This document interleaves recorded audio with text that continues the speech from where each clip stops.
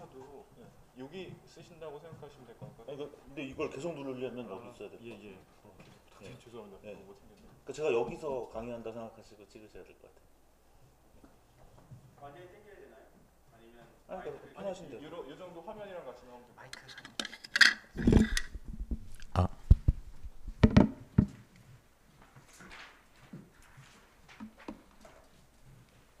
제가 소개 먼저 드릴게요. 오늘 저기 바쁘신 와중에도 또 학기 마지막인데 시험 기간에도 불구하고 또 여러 참석해 주셔서 감사드리고요. 또 오늘 저기 귀한 자리 빛내주신 교수님들도 와주셔가지고 다시 한번 감사드립니다. 오늘 세미나는 이제 지금 이경준 교수님 모시고 진행할 건데요. 주제는 이제 인공지능에 대한 정확한 학술적 정의에 기반한 인공지능 시스템 연구입니다. 교수님 이제 그 강의하시기 전에 제가 잠깐 이제 소개를 드리자면요. 지금 그 경희대학교 경영대학 교수님으로 계시고 소셜 네트워크 과학과 학과장으로 계십니다. 그리고 이제 후마니타스 빅데이터 연구센터도 소장을 담당하고 계십니다. 마찬가지로 국제전자상거래 연구센터도 소장으로 활동을 하고 계십니다. 교수님 또 특이한 경력이 있으십니다. 창업도 하셔서 비즈니스도 직접 하셨는데요. 벤플이라는 회사 창업해서 또 CEO로 회사를 또 리딩하고 계십니다. 오늘 사실 이 강의 준비하면서 교수님께서 또 최근에 좋은 경사가 있었습니다. 그 세계 인공지능 학회에서 그 혁신적 인공지능 응용상을 올해 수상하셨고요. 올해뿐만 아니라 97년도, 또 95년도 포함해가지고 총 3회 수상을 하신 대단한 또 이력을 갖고 계십니다. 한국에서 최초라고 제가 알려져 있어서 세계 최초인지는 잘 모르겠는데 한국 최초로 교수님 또 알려주셔가지고요. 그렇게 좀 하이라이트드리고 그렇게 그 세계가 주목하는 그런 이제 인공지능 관련된 어플리케이션 연구하시는 만큼 오늘 여기 계신 분들 또 앞으로 녹화를 통해서 들으실 분들한테 큰 도움이 되는 강연 주실 거라고 생각하고요. 큰 박수로 맞이해 주시면 좋겠습니다.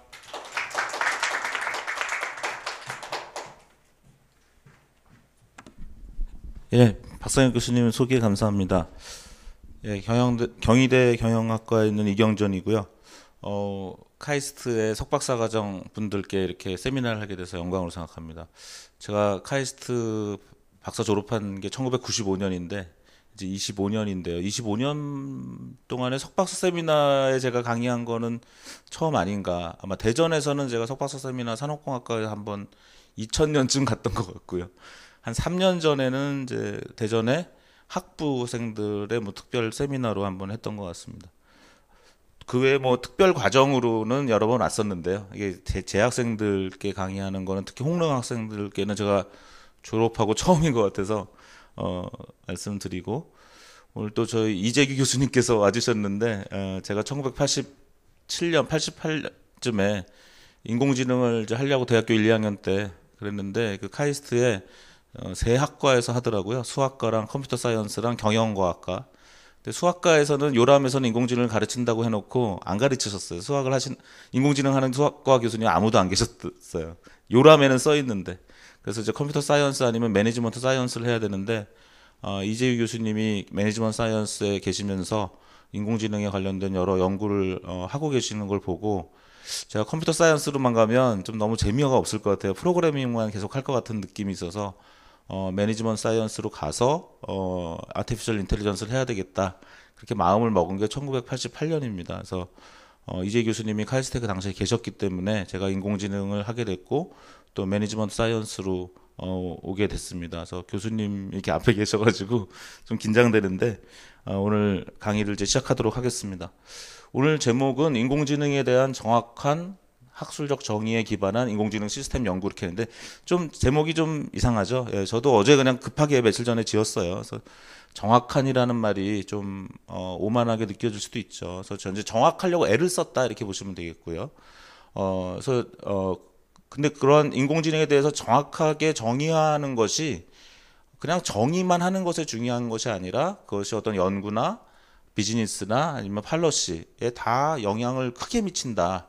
그렇기 때문에 그걸 정확하게 인공지능이 과연 뭐냐 또는 어떻게 정의해야 되느냐라는 것이 굉장히 중요하다는 말씀을 드리고 싶고요. 그래서 이제 오늘 이러한 주제로 시작을 하겠습니다.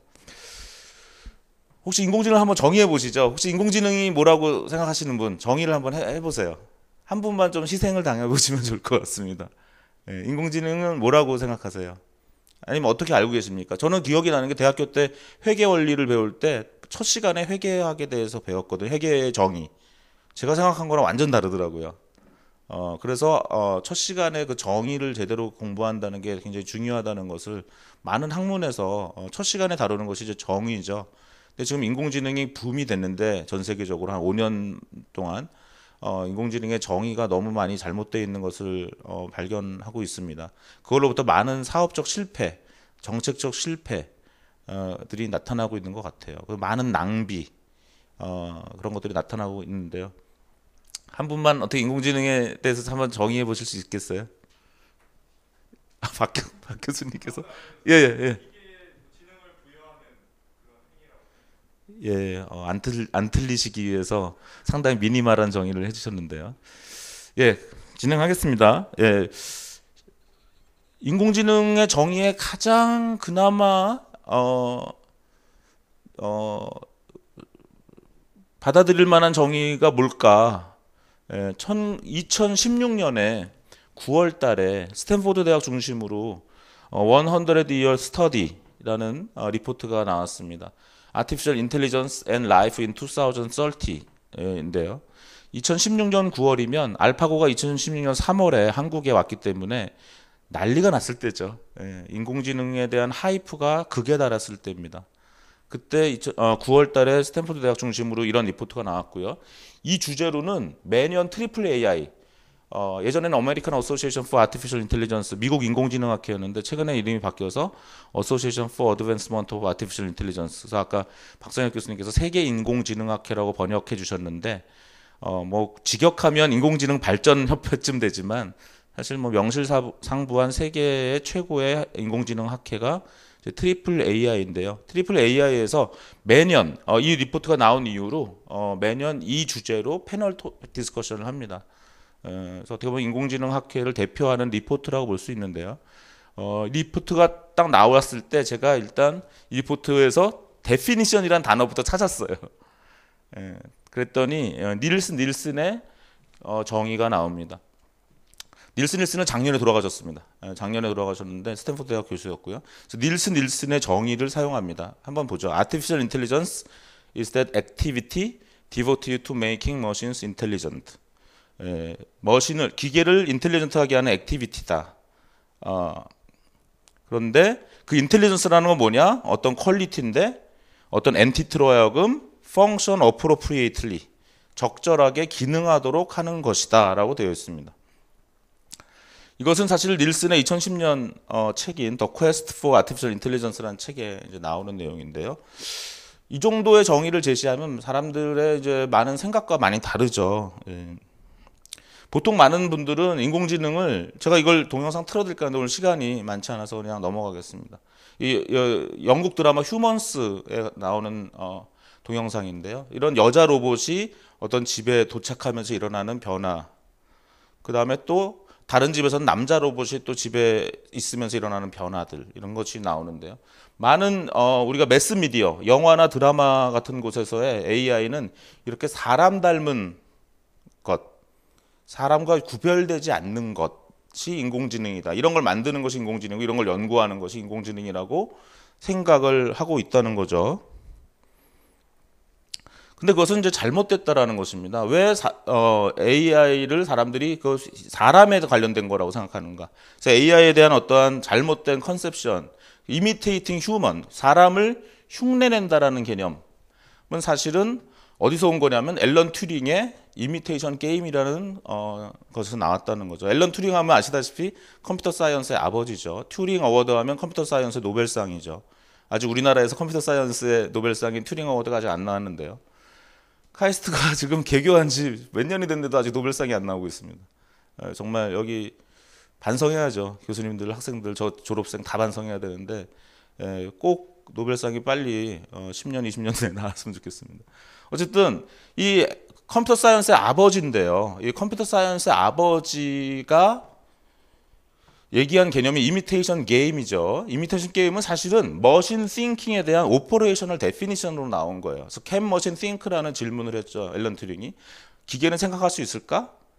그럼 그걸 우리가 생각할 수 있다 없다를 논쟁할 것이 아니라 기계가 생각한다라는 것은 우리가 어떻게 논쟁 없이 얘기할 수 있을까를 튜링이 얘기한 것이 이미테이션 게임입니다. 이미테이션 게임은 간단하게 말씀드리면 커튼 뒤에 두 사람이 있어요. 하나는 사람인 척하는 컴퓨터고 하나는 컴퓨터인 척하는 사람입니다. 그 앞에는 사람이 있고요. 그래서 3자가 타이핑으로 대화를 해서 충분한 시간을 대화를 나눴을 때 이 사람이 컴퓨터인 척하는 사람과 사람인 척하는 컴퓨터를 구분할 수 없다면 그때 사람인 척하는 컴퓨터를 생각할 수 있다라고 정의하자는 것이 사실 튜링의 이미테이션 게임의 생각입니다. 예, 지금 그 얘기를 제가 했습니다. 오늘 좀 빨리 말씀드리겠는데 제가 오늘 한 100장 이상 갖고 왔어요, 슬라이드를. 그래서 그냥 하다가 그냥 끝날 겁니다. 시간이 지나면 한 50페이지 하면 그냥 끝날 건데, 그래서 인공지능 정의만 가지고 얘기할 수도 있고요. 그 이후에 이제 시사점까지 갈 수 있는데, 튜링은 이렇게 기계가 생각한다는 것에 대한 조작적 정의를 제안하기 위해서 이미테이션 게임을 얘기한 것뿐인데, AI 학자들이 그것을 하나의 AI의 골로서 이미테이션 게임을 통과하는 것을, 튜링 테스트를 통과하는 것을 하나의 AI의 골로 생각했다라는 것입니다. 그러면서 결국은 많은 AI 리서처들이 결국 AI는 결국은 머신을 사람과 구분할 수 없는 그런 머신을 만드는 것을 AI의 골로 생각했다는 것인데요. 이것이 언제부터 깨졌냐면은 그 잘못된 생각은 결국은 제가 생각하기에 한 1995년 정도에 깨진 것이 아닌가. 그 전에 더 역사를 고고학, AI의 고고학을 계속 한다 그러면 하겠는데, 뭐 그런 여러분들께서 관심 있으면 더 해보시고요. 헤이지 앤 포드가 이즈가이라는 컨퍼런스가 있죠. 지금도 이제 그 당시에는 홀수 년도에만 이즈가이가 열렸고 트리플 A 컨퍼런스는 매년 열렸었는데요. 1995년에는 이제 이즈가이와 트리플 AI가 같은 장소에서 열렸습니다. 그래서 인터내셔널 조인트 컨퍼런스 온 아티피셜 인텔리전스라는 1995년 제가 운이 좋게도 여기에 참여를 했고 이 강의를 직접 들었어요. 몬트리올에서 열렸는데요. 여기 이제 앨런 튜링에 관련된 여러 우리나라에 나온 책이고, 최근에는 이제 앨런 튜링이 아주 중요한, 엄청 어렵죠, 논문이. 어려운데 그 논문을 한글로 번역한, 몇 개 주요한 논문을 번역한 책도 나오긴 했습니다. 자, 1995년에 카이스트 박사 졸업식도 제가 못 갔어요. 제가 95년 박사 8월에 이제 졸업식이 있었는데, 이 컨퍼런스에 제가 발표를 하기 위해서 우리 이재희 교수님도 같이 갔고, 저도 같은 비행기도 타고 것 같진 않은데 어쨌든 같이 갔습니다. 근데 거기서 저가 굉장히 충격받은 논문을 이제 듣는 거죠. 이때는 이제 논문이 아니라 사실 인바이트 스피치였어요. 인바이트 스피치였고, 헤이지 앤 포드죠. 헤이지는 당시 유명하죠. 베크만 인스티튜트, AI의 유명한 연구소고, 케네스 포드 이 두 분이 이제 발표를 하는데, 제가 그 당시에는 테이프까지 사왔어요. 제 연구실에 있어요, 이걸. 그래서 당시에는 이제 트리플 AI에서 이런 중요한 튜토리얼이나 스피치는 이제 이렇게 테이프로 팔았습니다. 테이프로 오늘 제가 제 연구실에 있는 거 사진 찍어가지고 한번 붙여놨는데, 결국 이 발표의 주안점은 뭐냐면 튜링 테스트는 AI의 중요한 골이 아니라는 거예요. 그래서 거기에 집착하는 것은 오히려 우리 필드에 함풀하다라는 거예요. 당시로서 굉장히 충격적이었죠. 왜냐면 제가 95년도에 인공지능으로 박사학위를 받았는데, 저도 은연중에 AI라는 거는 휴먼 라이크한 썸씽을 만드는 것이라고 생각하면서 연구를 했을 것 같아요. 근데 이 컨퍼런스에서 이제 이러한 발표가 나오기 시작하는 것입니다. 이 논문을 꼭 읽어보시길 바래요. AI에 관심 있는 분들은. 거기서 무슨 얘기가 나오는지 아티피셜 플라이트란 말이 나옵니다. 그래서 우리 인간은 날고 싶었고, 그래서 인공 비행이라는 거를 꿈꿨다. 그런데 인공 비행이 버드 라이크 머신을 통해서 실현되지 않았다라는 거죠. 사람이 날고 싶다라는 것은. 지금 사람은 새처럼 날거나 새처럼 나는 비행기를 만들어서 날개를 퍼덕이면서 가고 있지 않다라는 것입니다. 그래서 이런 그래서 그런 걸 아티피셜 플라이 수준에 있던 것들이 결국은 아시다시피 유체역학에서 나오는 베르누이 이큐에이션에 의해서, 유체역학의 원리에 의해서, 수학에 의해서 결국은 고정익 날개죠. 지금 날개는 새처럼 날개를 퍼덕이는 게 아니라 고정익 날개가 날아가는 거죠. 물론 이제 항공공학의 역사도 이것도 되게 재밌을 것 같아요. 이것도 연구하면은 사실 라이트 형제가 모든 그 크레딧을 받고 있는데 그렇지는 않죠, 사실은. 어쨌든 아까 베르누이가 있고 또 그 중간에 여러 연구자들과 개발자들이 있더라고요. 근데 라이트 형제도 이것도 얘기하려면 길죠, 사실은. 라이트 형제 직업 아세요? 자전거 파는 사람들이었죠. 예, 자전거를 팔고 자전거를 정비하는 사람들인데 그걸 돈을 엄청나게 벌었죠. 그것이 굉장히 중요합니다. 비행기의 발전에 왜 자전거 하는 사람들이 기여할 수밖에 없었는가. 예, 자전거는 어떻습니까? 페달을 돌리지 않으면 그냥 쓰러지죠. 예, 그래서 이 라이트 형제는 자기네들이 자전거 전문가였기 때문에 비행기도 결국 조종술의 문제라는 것을 인식을 합니다. 그래서 풍동 같은 걸 이제 개발하는 거죠. 그동안은 그냥 풍동 같은 거 없이 그냥 자꾸 막 언덕에서 떨어지니까 자꾸 실험도 할 수 없고 조종술을 실험할 수 없었는데 풍동을 통해서 바람의 색이라든가 방향이라든가 이런 것들을 조절해 가면서 결국 조종술을 익히는 것이 비행기를 만드는 것이다라는 거죠. 어쨌든 라이트 형제와 이런 사람들은 새를 모방하는 것을 멈추고 결국 유체역학에 대해서 배우기 시작했을 때 결국 아티피셜 플라잇에 대한 탐구가 성공했다라는 것입니다. 그래서 결국은 인공지능이라는 것은 뇌의 생물학적 과정을 모방하는 데 집중할 필요가 없고 대신 뇌가 해결하고자 하는 문제를 이해하려고 노력해야 된다. 이제 이런 것들이 이제 뒤에 말씀드릴 환원주의 같은 개념인데요. 어제 중요한 사건이 있었죠. 삼성전자가 AI 리서치 사장을 세바스찬 승 교수를 모셨는데요. 정말 그걸 잘한 것일까 이런 이제 생각을 해볼 수 있습니다. 근데 이제 세바스찬 승 교수는 어떤 뇌를 약간 카피함으로써 뇌를 모사함으로써 AI를 구현할 수 있을 것이다라는 어떤 그런 개념인데 사실은 어떻게 보면 여기서 보면은 약간 조류학자를 모신 거죠. 비행기를 만드는데 조류학자를 모실 수 있는. 물론 세바스찬 승을 그렇게 폄하할 수는 없는 일인데 이제 과연 우리가 뇌를 잘 아는 사람이 과연 AI를 잘할 수 있냐는 사실 논쟁의 여지가 있는 것이고 그래서 죄송한 얘기지만 카이스트 정재승 교수나 김대식 교수님들이 이런 분들이 뇌과학을 하신 분들이 AI에 대한 얘기를 할 때 많은 어떤 환원주의적 오류를 범하게 된다는 것입니다. 그래서 AI를 휴먼라이크한 것을 만드는 것으로 착각하는 성향이 뇌과학자들은 너무나 당연하게 있는 거예요.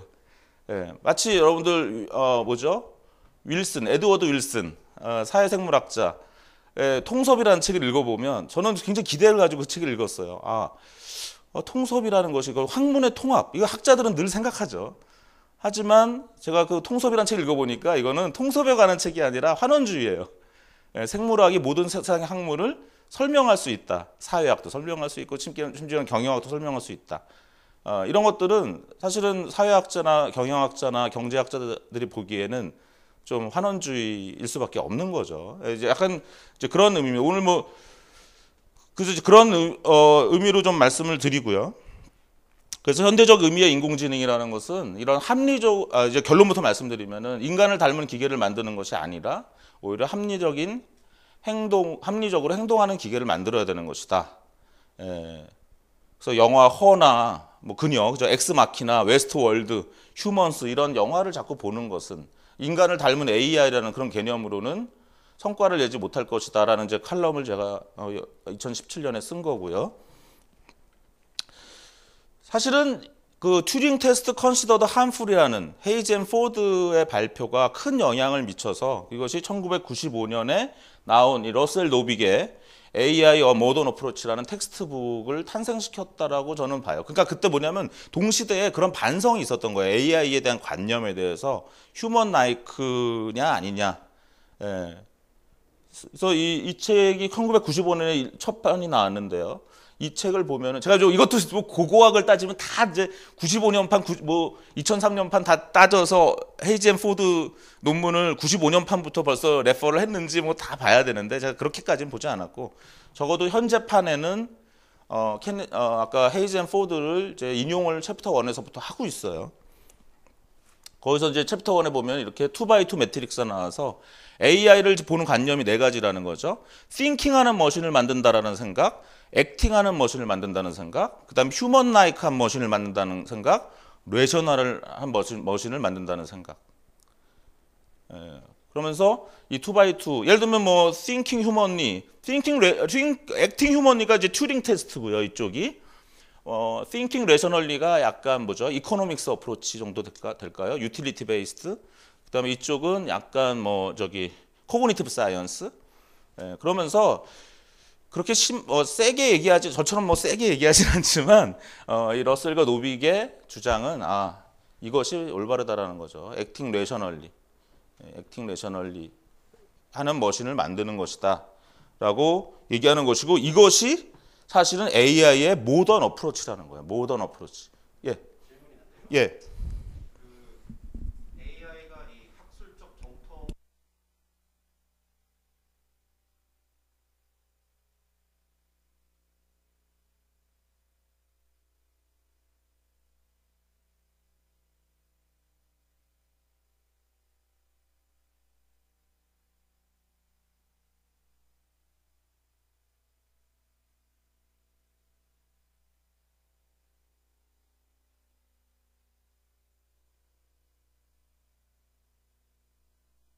말씀드리는 거예요. 뒤쪽에. 그래서 제목이 제가 아까 사업에 시사점이 있다. 그러니까 이것이 만약 사업에 아무 지장이 없다면 제가 굳이 이런 걸 길게 얘기할 필요가 없고 여기 비즈니스 스쿨에 와서 얘기할 필요가 없는데 제가 관찰한 바로는 거기서 많은 사업이 갈린다는 거죠. 예, 뒷부분 말씀드리겠습니다. 언제든지 질문하십시오. 예, 언제든지 그냥 끊고 저는 오늘 시간이 될 때까지 그냥 하자는 될 때까지 할게요. 이제 5시 20분까지로 일단 잡혀 있는데 6시까지 하든 7시까지 해도 상관없습니다. 그래서 모던 어프로치라는 게 사실은 거기에 있다. 우리가 클래식 음악도 고전파가 있었고 낭만파가 있고 이제 현대 음악이 되죠. 그다음에 예술 사조에서도 모더니즘이라는 게 있습니다. 그래서 AI가 결국 클래식과 로맨티시즘을 넘어서 모더니즘으로 가게 된 것이 사실 러셀 노빅 책이라고 보시면 돼요. 제가 1995년에 박사 졸업하고 1년 포다 카이스트 하다가 96년에 카네기 멜론 대학에 갔습니다. 99년 9월이죠. 가자마자 카네기 멜론 AI 클래스에 한번 청강을 첫 시간에 들어가 왔는데요. 실라버스랑 보니까 교재가 뭐냐? 예, 러셀 노빅 책이에요. 이 책이 나온 거는 95년에 나왔는데 벌써 96년에 그 자존심 강한 카네기 멜론이 AI 교재를 러셀 노빅으로 벌써 바꿔 쓰고 있습니다. 러셀 노빅은 둘 다 스탠포드 출신이고요. 피터 노빅은 이제 구글에서 오랫동안 얘기하고 있고 마치 저의 분신인 것처럼 피터 노빅의 주장이 제 주장이랑 거의 지금까지 같았어요. 피터 노빅은 자율주행 트럭 차도 안 된다는 입장이고요. 잘 안 될 것이다. 저와 굉장히 비슷하고 여러 가지 입장이 상당히 비슷합니다. 한 번도 본 적은 없는데 어떤 레셔널한 어프로치를 굉장히 이제 강조하고 있기 때문이고요. 스튜어트 러셀은 이제 UC 버클리 현재 교수입니다. 그 카네기 멜론이 1996년부터 이 교과서를 썼고요. 아마 지금 MIT, 카네기 멜론, 스탠포드가 어떤 AI 교과서를 쓰는지 한번 찾아보세요. 지금 찾아보시면 여전히 이 러셀 노빅 책을 쓰고 있습니다. 그래서 AI는 사실 러셀 노빅 책이 나오기 전과 후로 또 많이 갈라지는 거죠. 당시로서는 한 30대 중반의 젊은 학자들이 쓴 책이라고 보시면 되겠습니다. OECD의 데피니션을 한번 보죠. OECD가 2017년에 10월 초에 한국에 와서 회의를 했어요. 근데 제가 그 회의에 참여를 했어요. 한국에 사는 회의에. 그래서 미리 이제 OECD의 AI 리포트를 검토했는데 당시 AI를 이렇게 디파인하고 있습니다. Machines performing human-like cognitive function. 여기에는 에러가 3개나 들어있어요. 그래서 제가 이제 논문에 worst definition이라고까지 얘기를 했는데 왜 여기에 지금 단어가 몇 개죠? 하나, 둘, 셋, 넷, 다섯, 6개 단어에 에러가 3개예요. 왜 그런가 이제 말씀을 드릴 거고요. 일단 휴먼 라이크가 들어가는 순간에 제가 OECD한테 너네 참 무식하다. 이렇게 이그노런트 해가지고 어떻게 선진국의 AI 정책을 세운다고 할 수 있겠는가. 그래서 제발 러셀 노빅 책을 보고 그다음에 2017년 10월에 중요한 AI 컨퍼런스가 파리에서 OECD 컨퍼런스가 열렸어요. 지금 뭐 찾아보시면 다 있는데. 그래서 제가 10월 말에 제가 스케줄이 있어서 가지 못했습니다. 이제 OECD에서는 한국 사람들이 많이 와달라 해서 그런 세미나를 연 건데 제가 나는 못 가는데 대신 러셀이나 노빅을 꼭 초청해서 AI 데피니션이 뭔지를 좀 배워라 했는데 제 말을 들었는지 안 들었는지 몰라도 어쨌든 스튜어트 러셀이 2017년 10월에 파리에서 발표를 했습니다. 그래서 제가 그렇게 얘기를 했는데 재밌는 거는 2018년에 OECD 데피니션이 바뀌어요. Equipping systems with cognitive functions that allow them to function appropriately. 뭡니까? 닐슨의 정의를 그대로 갖다 쓰고 있다는 거죠. 그래서 사실 보람을 느꼈어요. 제가 닐슨의 정의를 일단 써라. 정 안 되면 그걸 써야지 휴먼 라이크라고 하면 안 된다. 근데 여전히 그러니까 휴먼 라이크라는 에러는 이제 없어졌어요. OECD 데피니션에. 근데 여전히 남아 있어요. 코그니티브를 계속 넣어놨어요. 여기 보시면 어디죠? 코그니티브 펑션. 아까 닐슨의 정의에는 코그니티브가 없거든요. 근데 굳이 또 코그니티브를 넣은 거예요. OECD는 로보틱스와 AI의 구분을 위해서 로보틱스는 행동하는 것이고 AI는 코그니션 하는 것이다, 코그니티브한 일을 하는 것이다라고 계속 거기에 집착하고 있는 거죠. 그래서 제가 OECD가 많이 반성을 하긴 했는데 여전히 고집을 부리고 있네 이렇게 생각을 했는데요. 2019년 OECD 리포트를 보면 AI가 또 바뀌었어요, 정의가. 그래서 AI 시스템이라는 건 어떤 머신 베이스 시스템인데 휴먼 디파인드 오브젝티브를 가지고 메이크 프리딕션 하거나 레코멘데이션 하거나 디시전 하는 것. 그러면서 리얼 올 버추얼 인바이런먼트에 영향을 미치는데 그것은 약간의 다양한 오토노미를 가지고 일하는 것이다. 매우 제가 그냥 쓰고 싶을 정도로 상당히 이제 정확한 데피니션으로 OECD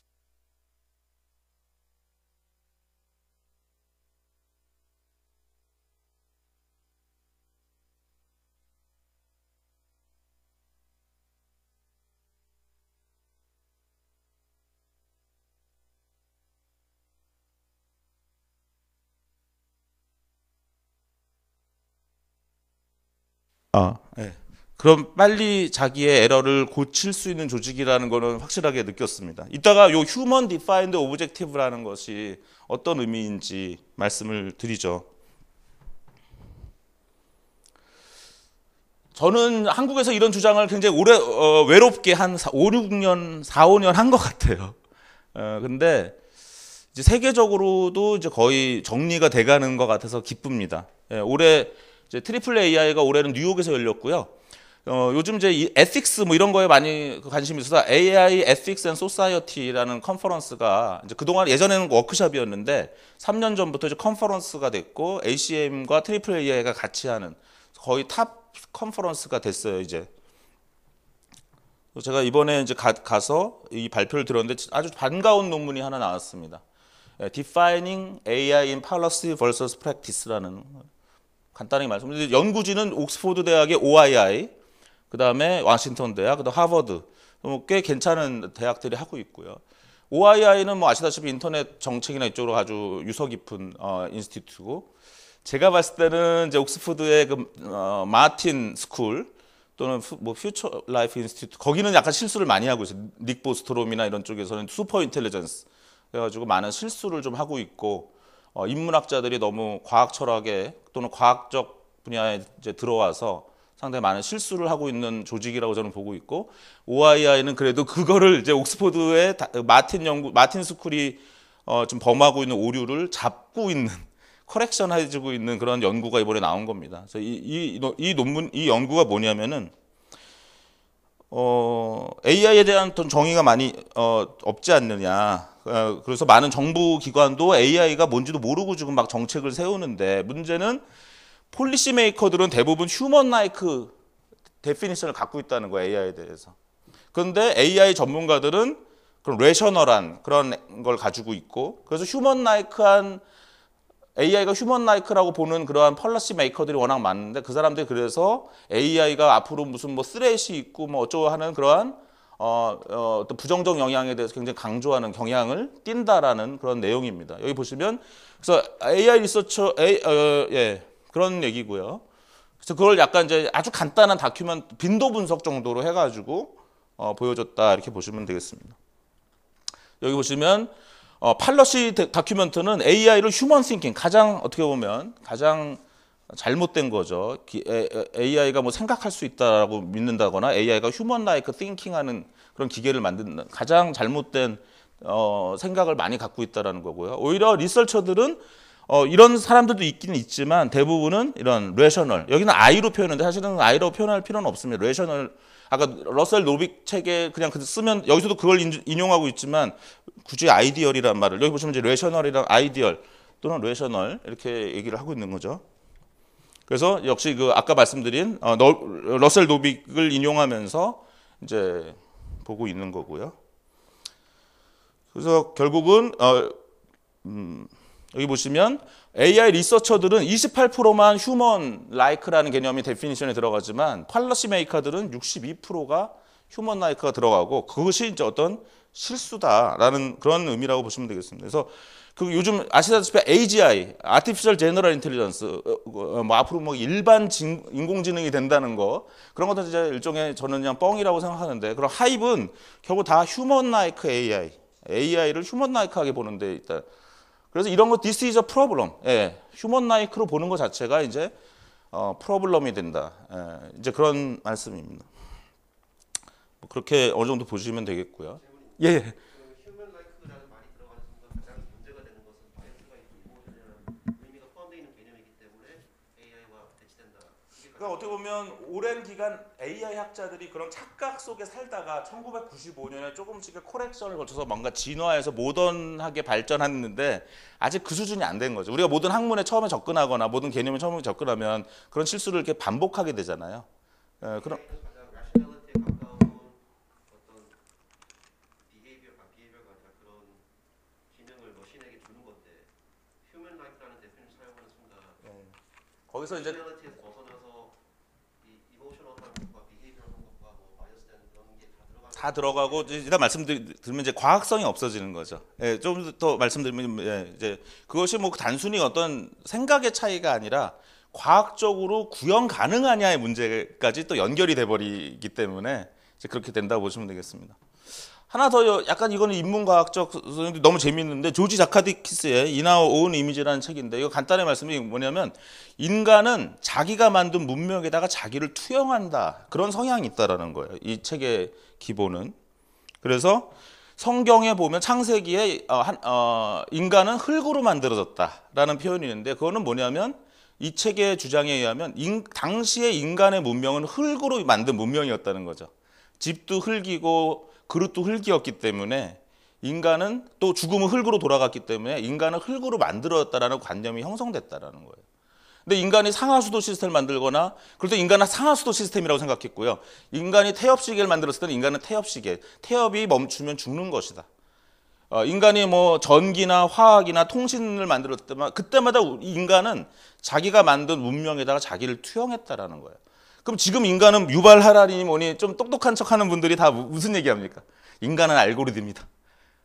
그러면서 뭐 멋지게 막 얘기하는데 이거는 사실은 조지 자카다키스의 생각에 의하면 이거는 낡은 생각이라는 거죠. 왜? 우리 인간이 현재 가장 멋지게 발전시킨 문명이 컴퓨터 문명이기 때문에 우리 인간은 그 컴퓨터 자기가 만들어낸 문명에다가 자기를 투영해서 나를 컴퓨터로 본다라는 거죠.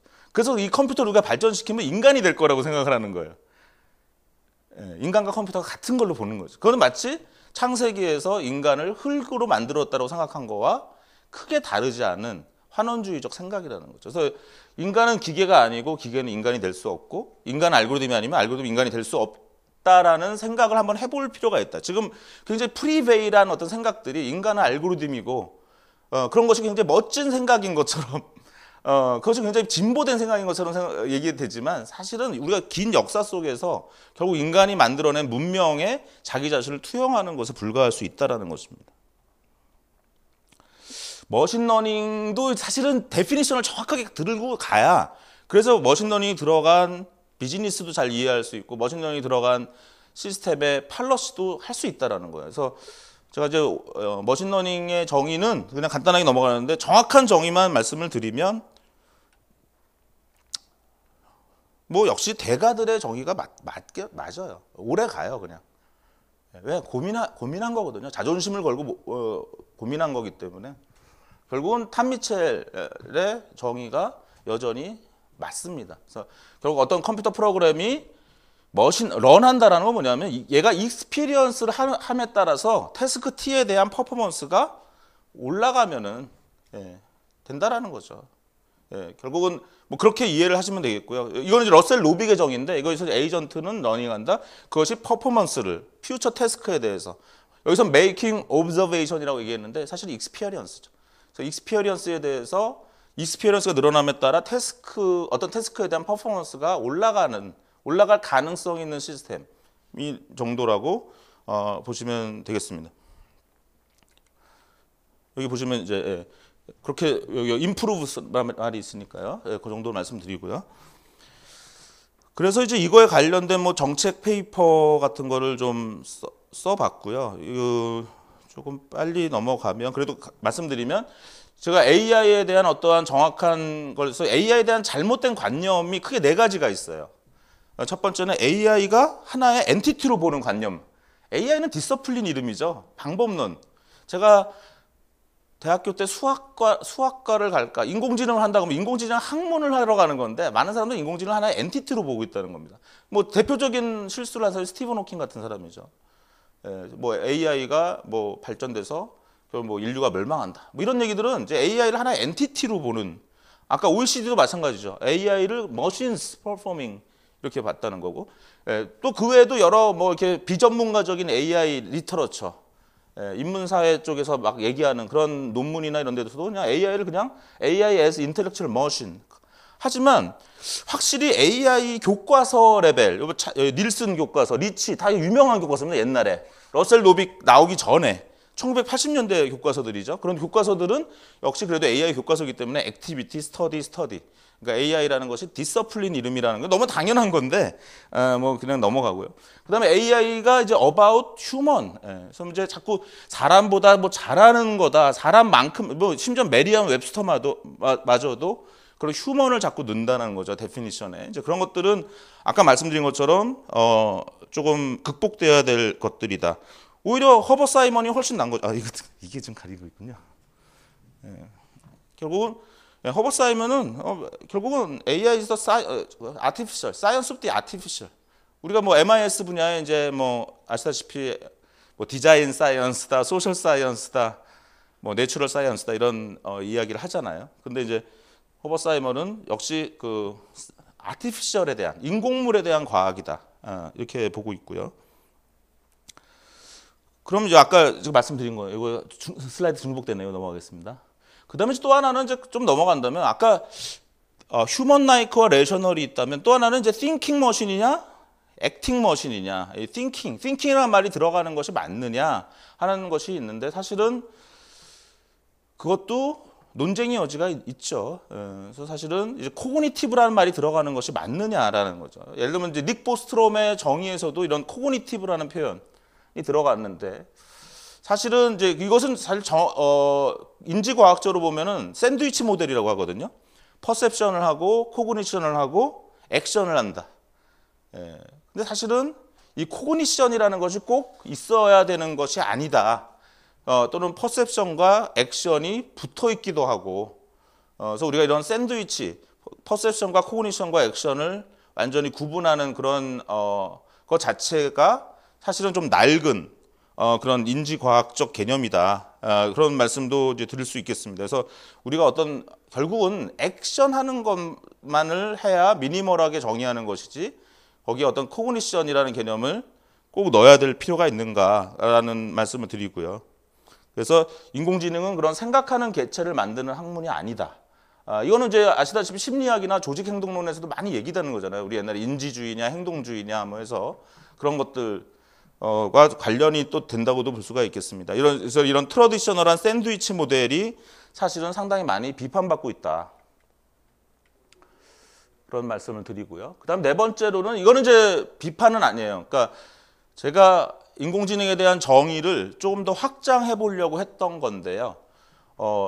보통은 인공지능은 에이전트를 만드는 것이다. 에이전트를 인텔리전트하게 만드는 것이다라고 보통 정의를 했는데 저는 이제 만약 할 수만 있다면 그거를 약간 익스텐드해서 엔티티로와 인프라스트럭처로 확장을 좀 하고 싶습니다. 그래서 만약 제가 정의한다면 인공지능은 기계와 인간과 환경을 지능적으로 만드는 방법론이다라고 정도로 정의하고 싶고요. 우리가 환경을 만약 인공지능의 분야 대상으로 생각하는 순간에 휴먼 라이크라는 생각이 많이 없어지게 돼요. 그러니까 사람 같은 빌딩 이런 거는 좀 우리가 이상하잖아요. 사람 같은 도로.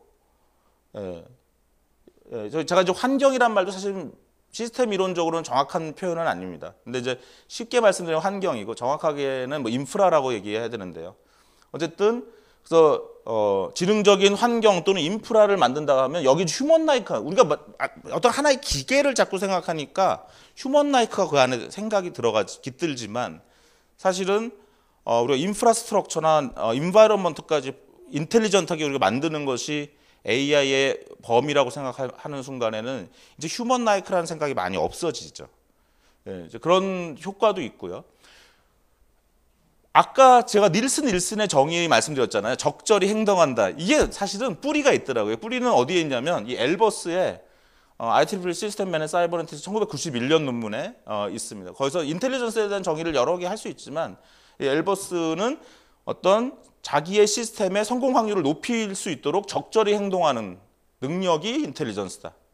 그렇게 정의를 하고 있고 그것을 사실 닐슨이 가지고 와서 AI 정의로 사용하고 있고 저는 거기에다가 뭐 한 발짝만 더 저는 뭐 기껏해 요 두 개만 더 넣은 거죠. 예, 그러니까 뭐 큰 컨트리뷰션은 아니고 이렇게 넣어야 좋지 않겠다. 심지어 인간까지 한번 넣어본 거예요 이거는요.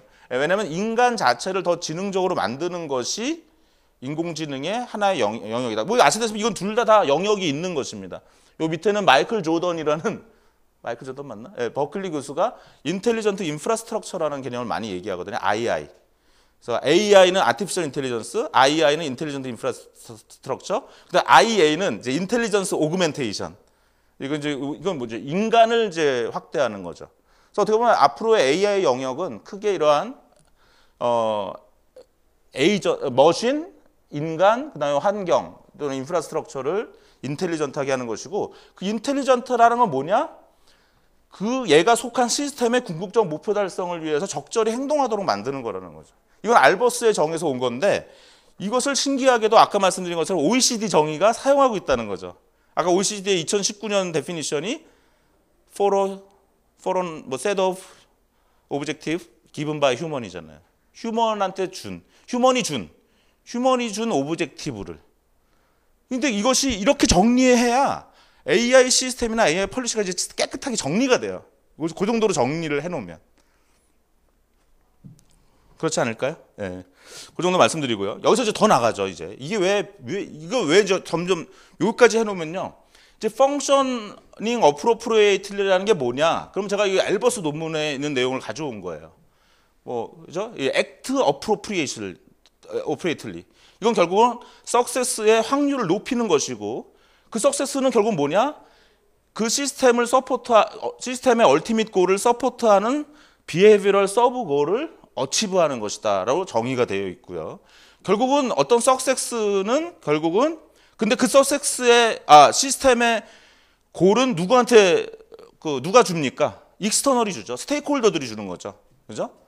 예, 그래서 이제 거기 두 가지가 있겠죠. 인텔리전트한 아티피셜한 시스템이 있고 인텔리전트한 내추럴 시스템이 있는 건데 내추럴 시스템은 이제 뭐 진화론에 입각한다면 어떤 진 프로포게이션과니 골이 되고 그다음에 어떤 내추럴 셀렉션에 의해서 석세스가 판정이 된다면 인텔리전트 머신 시스템은 디자이너, 프로그래머, 오퍼레이터가 익스터널 골을 주는 거죠. 예, 이렇게 해서 이제 인텔리전스라는 것을 내추럴 시스템이나 아티피셜 시스템을 다 공이 정의해 가면서 했던 노력들을 지금 이제 가져가고 있는 것이고요. 뭐 얼마든지 다른 연구를 할 수 있겠죠. 다른 주장을 할 수 있는데 저는 지금 말씀드린 것처럼 어느 정도는 안정적으로 지금 러셀 노빅이 또 닐슨 제자예요, 사실은. 그래서 그 계열로 가고 있는 것에다가 그것의 뿌리를 알버스에서까지 찾아놓은 거고요. 그것을 약간 확장한 거를 오늘 말씀을 드리는 것입니다. 뭐 이거는 좀 넘어가죠. 이제 인스티튜셔널 어프로치라서 예전에 이제 웽이라는 사람, 제가 2002년 당시에 이 논문을 보고 상당히 재밌었는데 이 사람이 인텔리전스를 뭐라고 보냐면요, 같은 나이 또래 그룹처럼 행동할 수 있는 것을 인텔리전스라는 거예요. 그러니까 룰 키핑 능력인 거예요. 우리가 보통 인텔리전스 하면은 뭐 프로블럼 솔빙을 하고 뭐 골을 어치브하는 걸로 봤는데 이거는 뭐 약간 인스티튜셔널 어프로치인 거예요. 룰을 지키느냐 그 나이 때. 그러니까 우리가 어떤 지능 로봇을 만든다면 얘가 5살짜리 로봇이라고 우리가 주장하면 얘는 5살짜리답게 행동하면은 된다는 거예요. 그러니까 어떤 문제 해결 능력이 지능이 아니라 우리가 요즘 많이 얘기하는 뭐 EQ 같은 거죠. 그다음에 릴레이션십을 잘 유지하는 기능, 뭐 이런, 그래서 약간 이런 웽의 어프로치와도 관련이 된다. 뭐 이런 걸 한번 제가 써본 내용이고요. 그리고 이제 뭐 이거 네이처인지 사이언스인지 기억이 안 나는데, 뭐 걸슈만, 홀비치, 테넨바움 다 아주 유명한 학자들입니다. 이 학자들이 쓴 논문이 2015년 논문일 거예요. 그래서 브레인과 마인드와 머신의 인텔리전스를 통합하는 패러다임은 결국은 컴퓨테이셔널 레셔널리티라는 거예요. 레셔널리티. 그래서 뭐 그거는 이제 이거는 그냥 학자들이 결국 과학적으로 인텔리전스를 접근하다 보면 결국은 레셔널리즘이 가장 그 기본이 된다라는 것이고요. 그래서 한번 꼭 이 논문도 한번 읽어보셔도 좋을 것 같습니다. 여기 보시면 AI focus on optimizing the behavior. 생각한다는 거 하나도 없죠. behavior죠. 생각이라는 개념은 필요가 없는 겁니다, 사실은. 그 behavior가 결국적으로 컨트리뷰션 하면 되는 거죠. 그래서 AI focuses on optimizing the behavior of an agent. 물론 여기서는 에이전트에 한정하고 있어요. 인텔리전스의 대상을. Under the conditions and goals given by its principle. 그죠? given by human. 아까 스테이크홀더. 이게 좀 은연중에 다 학자들이 동의해 가면서 가고 있는 거죠. So intelligent agent fundamentally seek to form beliefs and plan actions in support of maximizing expected utility. 이제 경제학적 유틸리티 개념까지 넣어서 결국 rationally optimizing behavior 하는 그러한 것이다라는, 그것은 다 브레인, 마인드, 머신에 다 해당되는 것이다라는 거죠. 그래서 이제 결국 우리는 그러면 다시 제 정의를 가지고 사용하면 AI라는 건 에이전트를 레셔널하게 하는 게 있고 엔티티와 인프라스트럭처를 레셔널하게 하는 영역이 두 가지가 있고, 이것은 이제 전통적인 레이셔널 에이전트를 만드는 AI 영역이고, 이거는 오히려 AI 거버넌스의 영역이다. 인텔리전스, 그러니까 엔티티, 인바이러먼트, 에이전트 다 우리가 레셔널하게 결국은 우리의 사회, 그 사회면 사회, 기업이면 기업, 정부면 정부의 어떠한 고를 달성할 수 있도록 우리가 인텔리전트하게 행동하게 하는 것이죠.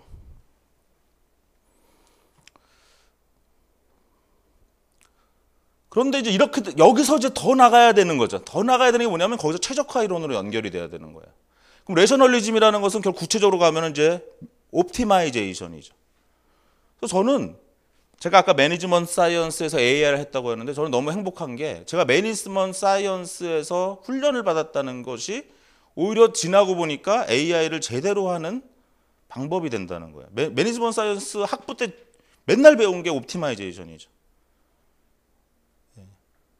그리고 이재기 교수님과 연구할 때 맨날 AI와 우리가 OR, AI와 옵티마이제이션 메소드를 막 비교해 가면서 배웠는데 사실은 이제는 그냥 AI가 레셔널한 걸 만드는 것이고 그거는 옵티마이제이션 하는 거라는 거예요. 그러니까 오히려 매니지먼트 사이언스적인 패러다임이 잘 맞는다라는 거죠. 어줍잖게 뭐 인간처럼 뭐 이런 개념들은 사실은 크게 도움이 되지 않는다는 것입니다. 근데 옵티마이제이션 이론에 굉장히 슬픈 내용이 있죠. 그게 뭐냐면 인터랙터빌리티.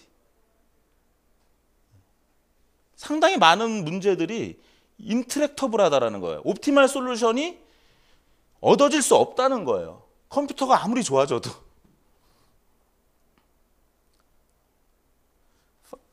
파인딩 옵티멀 솔루션은 상당히 인터랙터블하다. 레셔널하게 하고 싶어도 안 된다라는 거예요. 예를 들면. 그게 뭡니까? 그게 MP 컴플리트, MP 하드니스. 카이스트 서울에서 MP 컴플리트, MP 하드를 가르치는 교수님이 있습니까, 지금? 좀 그런 게 저는 좀 안타까워요, 사실은.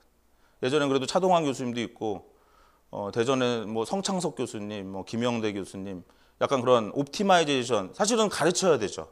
옵티마이제이션 기법과 옵티마이제이션에 관련된 이론을 배우지 않고서는 AI에 접근할 수가 없는 거예요. AI의 한계에 대해서도 생각할 수도 안.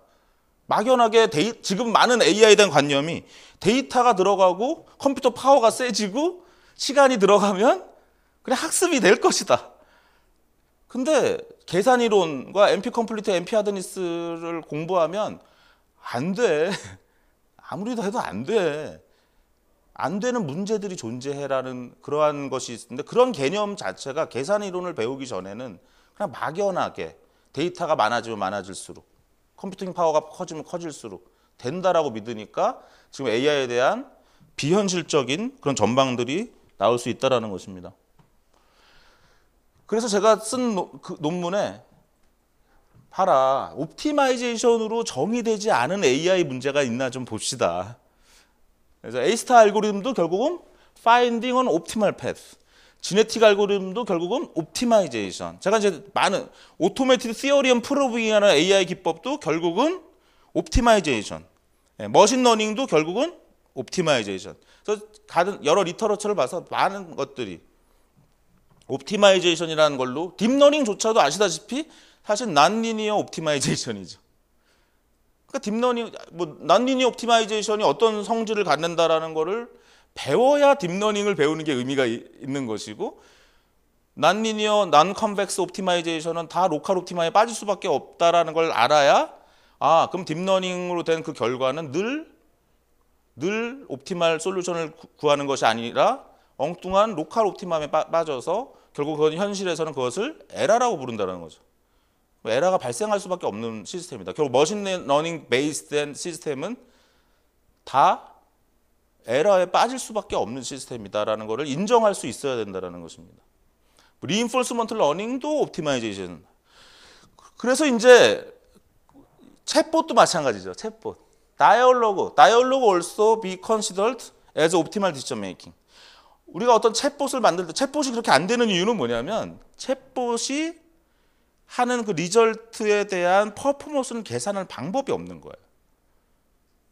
그러니 옵티마이제이션 문제로 포뮬레이션이 안 되니 그것이 발전이 안 되는 거죠.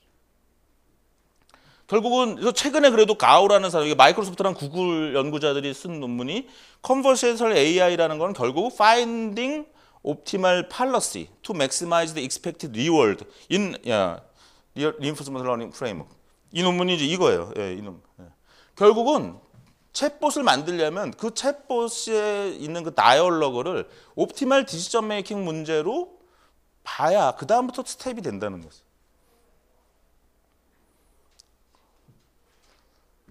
그러니 지금 스마트폰에서의 여러 어시스턴트, AI, 빅스비 이런 게 발전이 느린 이유가 어떤 대답을 했을 때 얘가 최선의 대답을 했는지 알 방법이 없는 거죠. 그때부터 우리가 걔에다 점수 주지 않잖아요. 너 대답 잘했어 이렇게.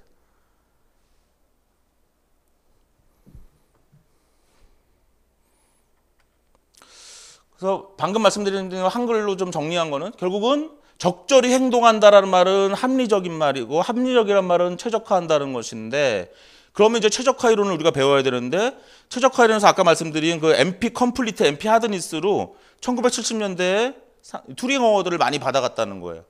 그죠? 그래서 결국 컴퓨터의 성능이 아무리 좋아져도 그 최적화를 구할 수 없는 다루기 어려운 문제들이 존재한다.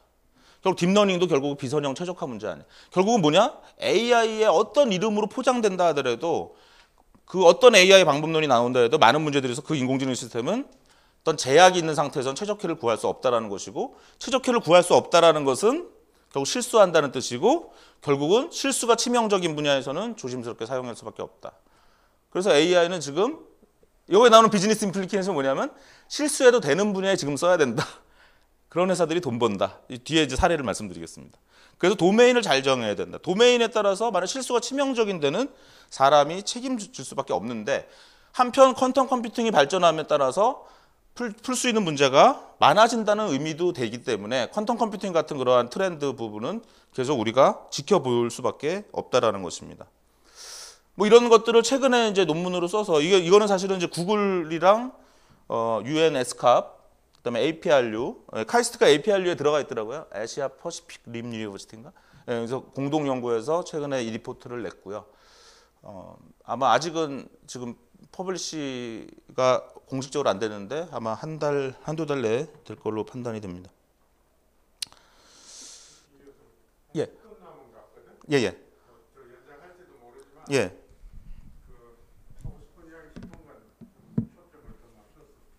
예. 10분에 끝내는 걸로 하겠습니다. 예. 조금 헷갈려서 그런데요. AI가 결국은 옵티마이제이션의 서브셋이라고 보시는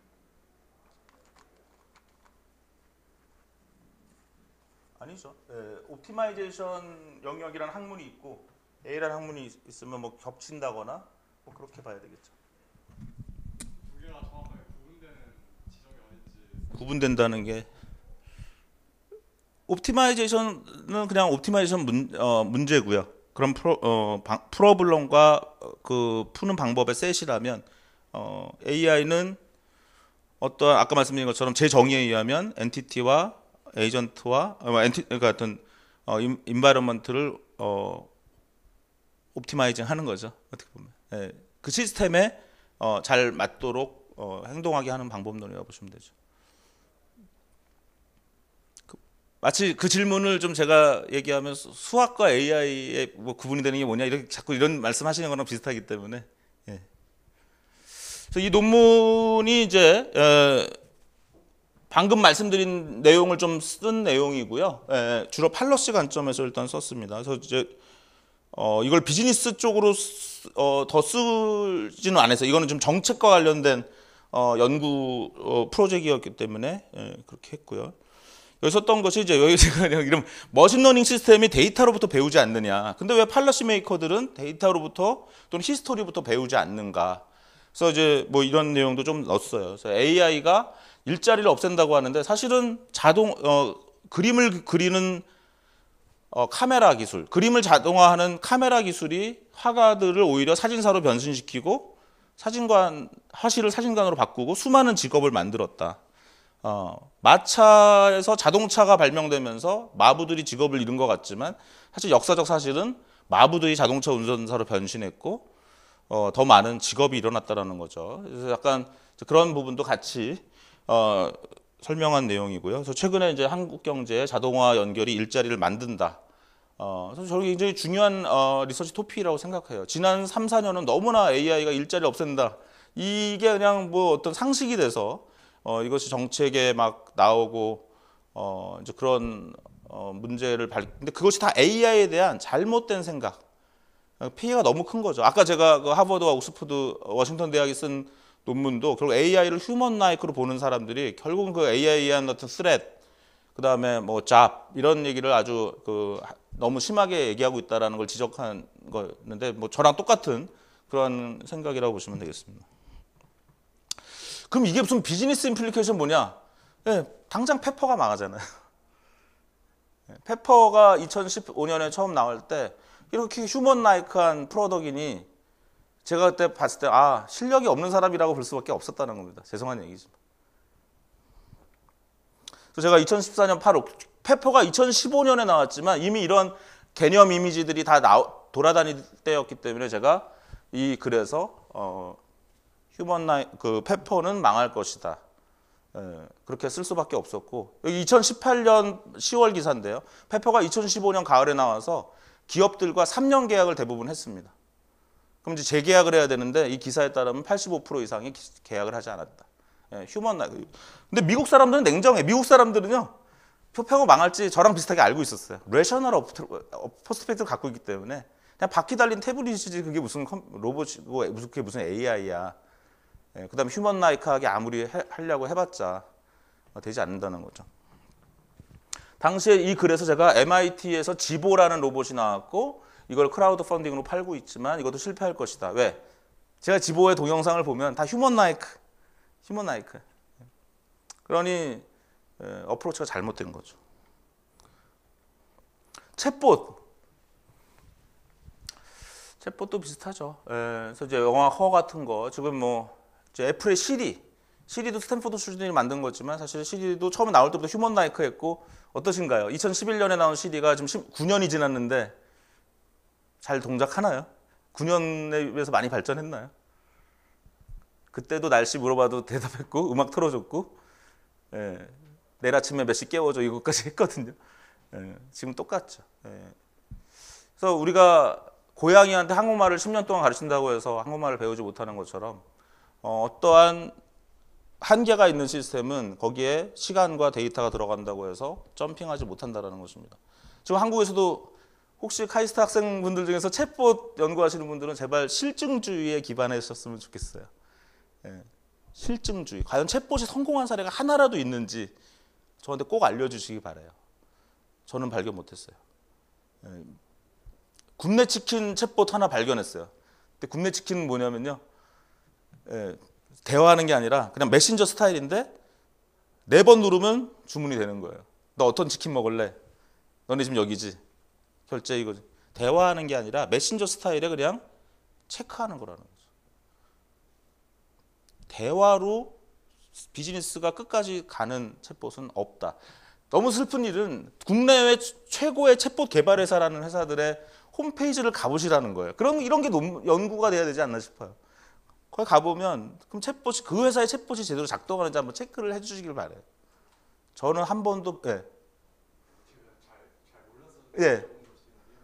휴먼 라이크라는 게 예. 어떤 어피어런스나 보이스라든지 그런 외적인 어떤 형태나 특징을 갖다가 이제 묘사하는 경우는 예. 인간이 이제 사고하는 방식, 인간의 지능 어떤 프로세스를 갖다가 이제 휴먼 라이크라는 건 있는데 예.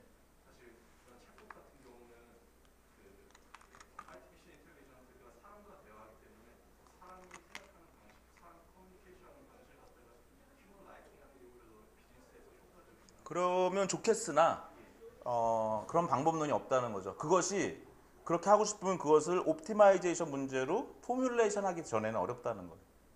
예. 그리고 그 다음에 그 비해별, 저는 시리가 굉장히 안타까웠는데 시리가 어떻게 하죠? 그 다음에 뭐 여러 가지, 이건 이제 층위가 다른데 여러 가지가 있는데요. 예를 들면 시리야 너 몇 살이야? 뭐 시리야 사랑해 하면 부끄러워 그러죠. 그런 거 자체가 잘못됐다고 저는 엄격하게 보는 편이에요. 휴먼 라이크한 메타포를 가지는 것 자체가 실패를 예정하고 있다.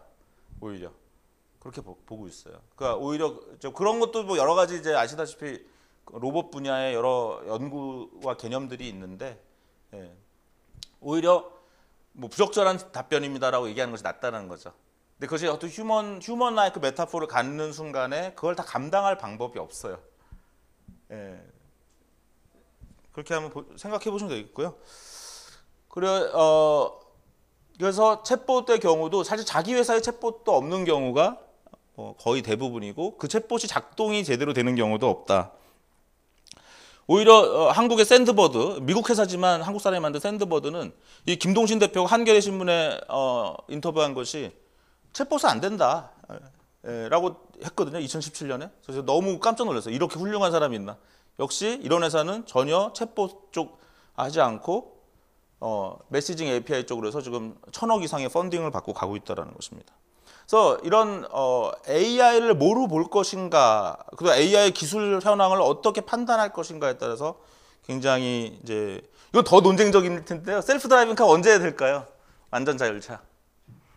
저는 아마 2020년대는 어렵다 이렇게 보고 있는데요. 일단 뭐 현재 상황은 아주 안 좋은 상태죠. 웨이모가 2018년 12월에 하겠다고 했지만 하지 못했고요. 작년에 나온 웨이모 관련 기사인데 모간 스탠리가 웨이모의 밸류에이션을 90%, 여기 40% 나오지만 사실 90% 이하로 깎았고, 웨이모의 오스틴 작업장이 문을 닫았고, 그다음에 카이풀이나 뭐 로드니 브룩스 아주 유명한 분들이죠. 이분들도 이제 테슬라의 로보택시가 이제 올해 12월에 나온다고 했는데 뭐 제가 틀릴 수도 있겠지만 일단 카이풀이나 로드니 브룩스 같은 사람들도 좀 어렵게 보고 있는 거죠. 그 왜 그런가?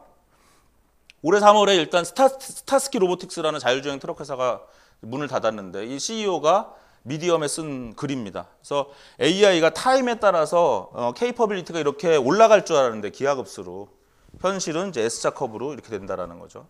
그래서 인간의 운전 실력이 여기라면 영영 우리는 완전 자율차를 탈 수 없을 것이다. 만약 여기라면 10년이 걸리고 그리고 여기라면 좀 있으면 금방 될 거다. 그럼 만약 우리가 테슬라나 웨이모가 여기라면 이제 한번 내년 올해 말에 나오는 거고요.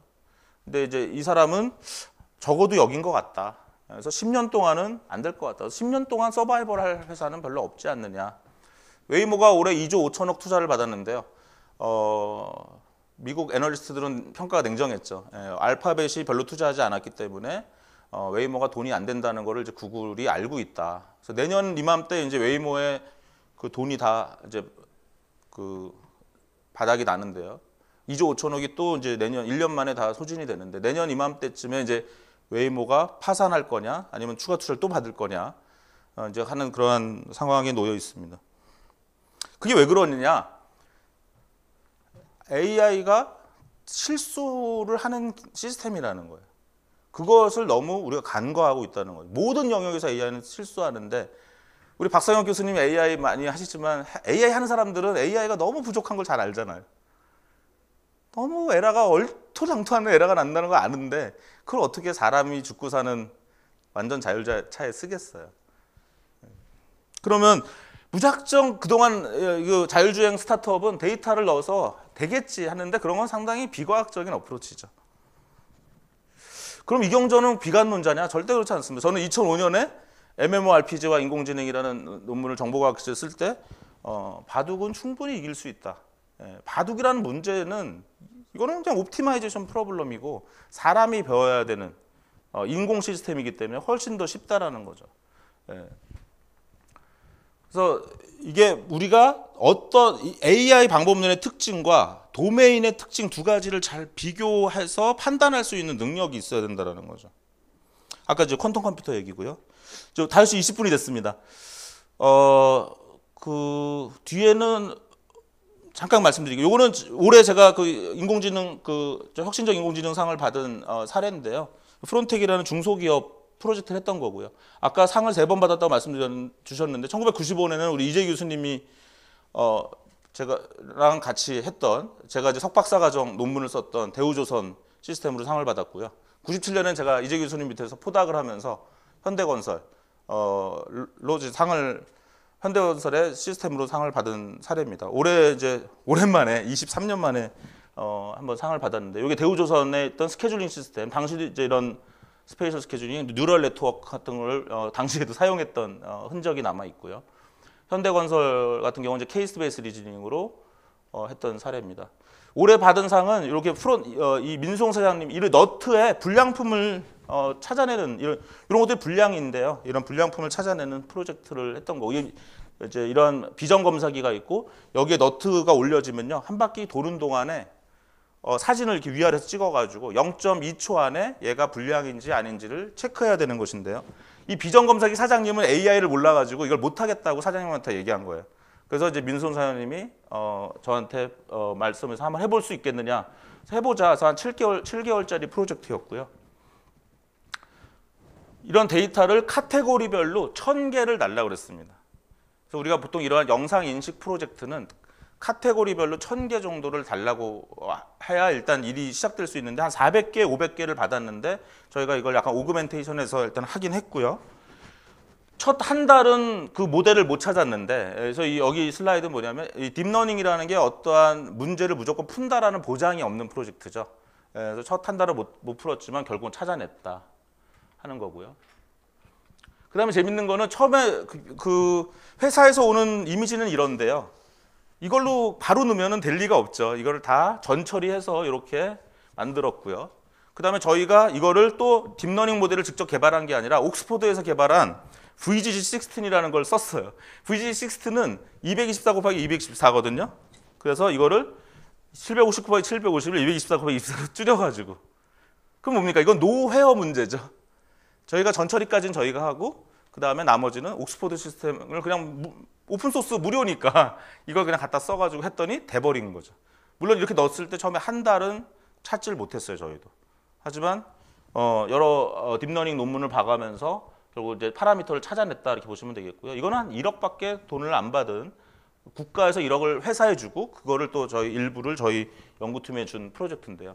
이재 교수님이랑 했던 프로젝트는 정말 대단히 풀어졌죠. 1991년부터 95년, 5년 대우조선에서 많은 분들이 파견 나왔고 현대건설도 마찬가지고요. 그렇다면 이번 프로젝트는 굉장히 가벼운 프로젝트, 그런 것에 비하면서 AI 프로젝트는 점점 더 가벼워지고 있다. 그래서 제가 이 간단한 걸 왜 상을 줬나 생각해 보니까 오히려 AI의 트렌드를 보여준 것으로 생각한 거 아닌가. 이렇게 간단하게 하드웨어 체인지 없이 성공을 할 수 있었다. 뭐 이런 거 아니었나, 이런 얘기입니다. 뒷부분에 더 말씀드린 거는 제가 이렇게 상을 3번 받았다는 게 자랑 같이 보이지만 저는 뭐 자랑일 수도 있지만 더 중요한 건 이걸로 좋은 비즈니스 모델이 나오는 회사를 만드는 게 더 중요하다. 프로젝트라는 건 저도 이제 지친다는 거죠. 중요한 건 어떻게 이걸로 엄청난 회사들이 나올 것인가. 그래서 우리가 주로 제조, 의료, 환경 이런 프로젝트를 했고 금융, 판매 이런 AI가 많지만 이제는 제가 요즘 관심 있는 거는 한국에 제가 한국 사람이니까 한국의 어떤 AI 회사들이 나와서 좋은 비즈니스 모델을 가지고 또 카이스트가 어떻습니까? 여기서 지금 여러분들 싸이월드, 알러브스쿨, 네오위즈 다 나왔죠. 이 홍릉 캠퍼스에서. 예, 그러면 결국은 이 홍릉 캠퍼스든 어디든 결국 한국에서 싸이월드가 너무 아까운 거예요. 그죠? 페이스북에 졌잖아요. 페이스북만 이겼으면 세계 10대 기업이 돼서 전 세계 사람들의 인포메이션을 갖는 회사가 한국에서 나올 수 있었다는 거죠. 저는 지금 그거를 앞으로 우리가 제가 앞으로 한 20년 일한다면 그걸 하고 싶은 게 저의 하나의 꿈입니다. 그래서 제가 한국 사람이니까 한국에서 나오는 어떤 AI 회사들이 과연 어떤 포텐셜이 있는지, 그 포텐셜이 있는 회사가 있으면 그 회사들을 잘 좀 경영학적 연구도 하고, 예, 1분, 예, 알겠습니다. 코그넥스라는 회사가, 수아랩이라는 회사는 아까 제가 품질 관리하는 그런 솔루션을 만드는 회사인데요. 미국의 코그넥스에 팔렸어요. 잘 팔았나요? 못 팔았나요? 제가 짧게 말씀드리니까 잘 팔았다는 거예요. 왜냐? 제조업에다가 계속 그런 품질 관리 프로젝트 하는 건 계속 용역이 들어갈 수밖에 없는 일이라는 거죠. 제가 봤을 땐 플랫폼으로 될 수 없다. 그래서 최근에 쓴 논문에서 이제 이 수아랩 사례는 결국 밸류 샵이기 때문에 밸류 네트워크로 될 수가 없기 때문에 인수합병 되는 게 잘 됐다. 근데 뷰노 같은 의료 쪽, 이 손가락을 아산병원 데이터를 가지고 손가락의 뼈 나이를 분석하는 게 되는데 이거는 다른 삼성병원 데이터로 해도 될 수 있다는 거죠. 그래서 이런 뷰노 같은 회사가 오히려 차라리 플랫폼으로 갈 수 있다. 이렇게 보고 있는 거고요. 그다음 이제 리드 같은 회사는 뭐 간단한 컬래버레이트 필터링 기술로 가장 그 사람의 실력에 맞는 그 시험 문제를 추천하는 그런 회사인데요. 이런 회사는 그럼 어떻게 될 거냐? 저는 이런 회사가 굉장히 앞으로 엄청난 회사로 이제 발전할 수 있다고 보고 연구를 하고 있습니다. 차라리 영국의 딥마인드보다 나은 회사다. 그런 회사들은 AGI라고 해서 허황된 그러한 어떤 비전을 가지고 일을 하는데 한국의 리드는 오히려 하나의 기계학습 엔진으로 토익 문제, 토플 문제, SAT 문제, 수학 문제, 공무원 시험 문제 모든 그 객관식 영역으로 발전해 나갈 수 있다라는 거죠. 그래서 최근에 쓴 논문은 그래서 저는 우리가 인터넷이 플랫폼이라고 이름 붙어지는 여러 회사들을 만들어냈잖아요. 그럼 저는 AI가 과연 어떠한 이름이 붙을 수 있는 비즈니스 모델들을 만들어낼 거냐에 대한 연구를 했는데요. 처음엔 제가 그냥 아무 생각 없이 플랫폼이라는 이름을 붙였는데 지금 현재 생각은 인터넷은 플랫폼을 만들고 AI는 엔진 비즈니스를 만드는 것이 아니냐 뭐 이런 식으로 한번 나눠보고 있습니다. 그래서 이제 리드라는 회사를 보다 보니 리드라는 회사는 아직까지는 네트워크 효과가 일어나지 않는다.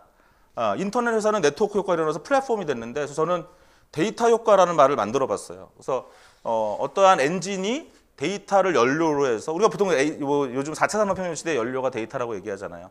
그래서 그 데이터가 들어감으로써 어떠한 가치가 커지는. 그래서 이제 우리가 네트워크 효과를 그동안 많이 얘기했다면 데이터 효과라는 개념을 가지고 가고 그 다음에 성공하는 AI 회사들은 다 최적화 모델이 있다라는 거예요.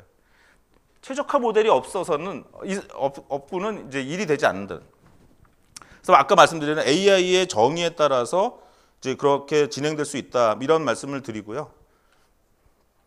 예, 여기까지 말씀드리면 아마 제가 충분히 시간을 써서 말씀드린 것 같습니다. 뒤에는 이제 그러한 AI에 대한 관념이 어떠한 인공지능 프로젝트를 하는 그 가이드라인을 또 줄 수 있을 것이냐 뭐 이런 부분에 좀 말씀을 드리려고 그러는데요. 요거는 오늘 생략을 해도 될 것 같습니다. 혹시 제 강의가 더 관심 있으셨다면 유튜브의 경전TV에 가시면 거의 오늘 한 얘기가 거의 다 있을 겁니다. 예, 그래서 이제 보셔도 될 것 같습니다. 예, 고맙습니다.